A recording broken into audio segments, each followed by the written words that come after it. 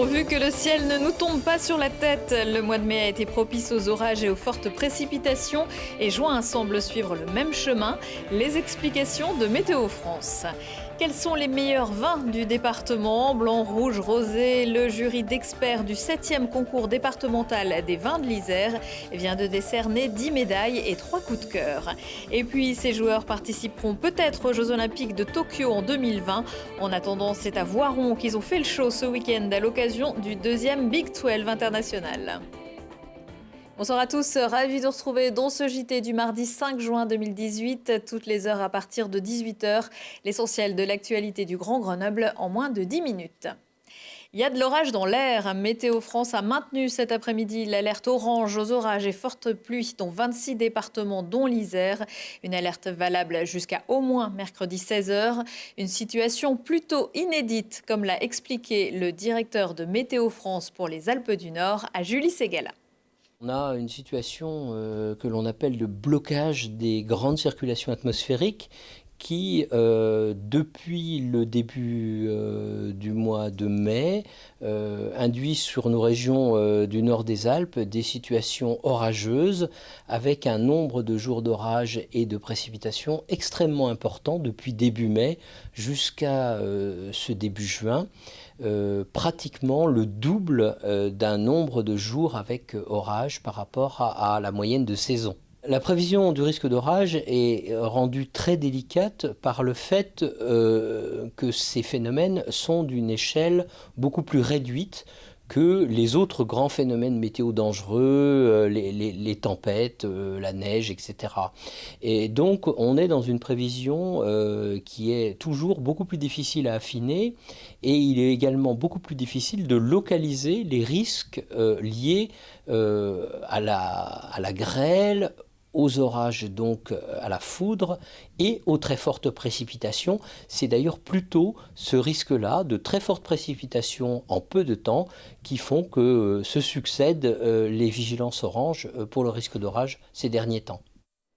Cette situation devrait durer jusqu'à la fin de la semaine, week-end inclus. Si vous êtes pris dans un orage, ne vous abritez pas sous un arbre et évitez de courir, plus facile à dire qu'à faire. Après Zeus et ses orages, place à Bacchus et ses breuvages. Même si la production viticole du département n'est pas encore des plus renommées, la Chambre d'agriculture et le syndicat des vins de l'Isère se donnent pour mission de tordre le cou à quelques idées reçues. Une réhabilitation qui passe notamment par un concours. La 7e édition avait lieu lundi au Clos des Capucins, un reportage de Lina Badreddine et Hugo Marseille. Rouge ou blanc, il y en avait pour tous les goûts au Clos des Capucins. Le concours des vins de l'Isère récompensait 6 appellations. 5 jurys composés de restaurateurs, sommeliers, spécialistes et amateurs ont passé la matinée à goûter, discuter et noter secs et moelleux sur des critères assez précis. Déjà le critère visuel, faut avoir une couleur qui soit agréable, faut avoir un vin qui soit bien fait. Ensuite il y a le critère olfactif. Il y a plusieurs nez dans le vin, souvent on dit le premier, le deuxième. La complexité, la droiture, c'est-à-dire s'il n'y a pas de défaut. Est-ce qu'on a un nez complexe, est-ce qu'on a beaucoup de choses, etc. Et le troisième critère évidemment qui est le critère gustatif. Il doit avoir des bons arômes, donc les arômes de fruits, des arômes de fruits rouges, de fruits noirs, des arômes d'épices pour la syrah. Puis alors la deuxième chose qui est très très importante pour moi, c'est qu'il doit me faire saliver quand on l'a recraché ou avalé.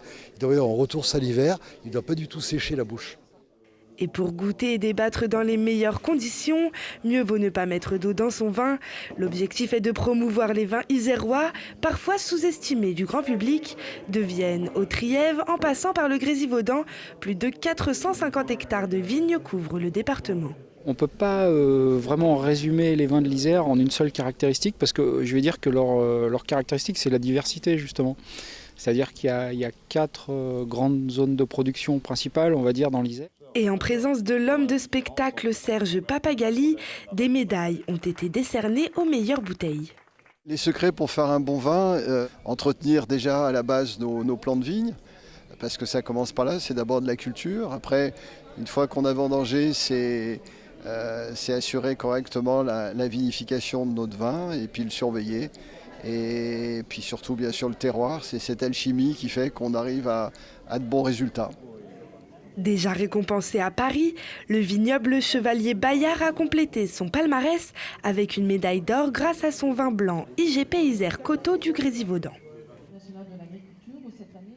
L'Isère produit chaque année 2928 hectolitres de vin, dont 1950 bénéficient de l'IGP Isère. Le professeur qui encadrait un groupe de lycéens lyonnais lors d'une sortie le 13 janvier 2016 aux Deux-Alpes, à l'issue de laquelle 2 élèves et un touriste avaient été tués par une avalanche. Cet enseignant d'EPS sera jugé à compter du 23 octobre devant le tribunal correctionnel de Grenoble. Le groupe avait franchi les filets de protection d'une piste noire fermée depuis le début de la saison. L'expertise psychiatrique a conclu que l'enseignant présentait des traits d'immaturité et se comportait comme un adolescent avec ses camarades. Richesse, mais lesquelles? Bonheur, quelles indications pour inventer demain? C'est le thème du premier forum international Bien Vivre qui se déroule du 6 au 8 juin sur le campus.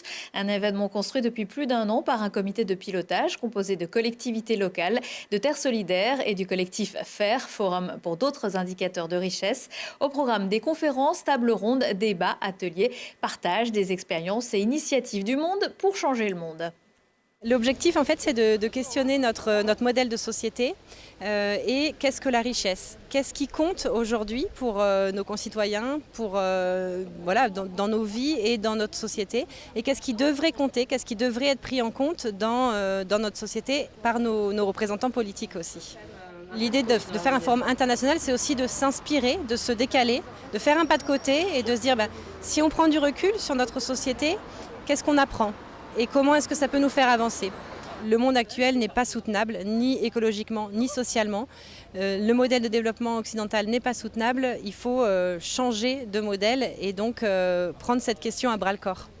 Le bien vivre, c'est au cœur de notre engagement. Comment créer les indicateurs qui nous permettent finalement de dire ce qui est important, pour de vrai.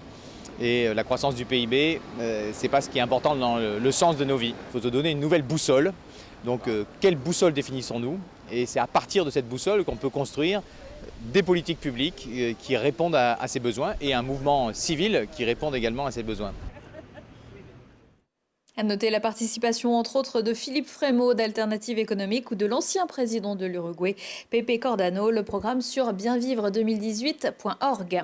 Tremplin Sport Formation a plus d'une corde à son arc. Gestionnaire du site de la Brunnerie à Voiron qui accueille déjà le pôle olympique d'escalade, TSF est également en train de se faire une solide réputation dans le domaine du basket 3-3 grâce à des équipements ultra performants. C'est sans doute pour cela que des basketteurs du monde entier s'y sont donné rendez-vous du 1er au 3 juin. Mathias Araez. Version revisitée du basket traditionnel, le 3-3, devenu récemment discipline olympique, est beaucoup plus spectaculaire et s'apparente parfois au style de rue. À Voiron, Tremplin Sport Formation accueille pour la 2e année consécutive un tournoi international de la discipline. Ce qui change surtout, c'est qu'on a un terrain couvert cette année et qu'on a 350 places de gradins. Donc on peut accueillir dans des bonnes conditions et puis avec le soleil, on peut jouer aussi à l'abri, donc c'est super. Ouais.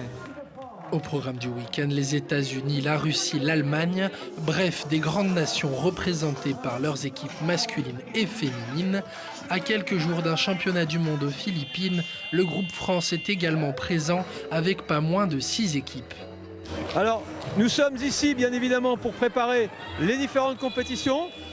Nous sommes encore en mode sélection, c'est-à-dire qu'il y a des joueurs ici qui sont venus pour être sélectionnés pour les futures compétitions. Donc il y a effectivement cet esprit à la fois convivial du 3-3 et en même temps compétitif de sélection.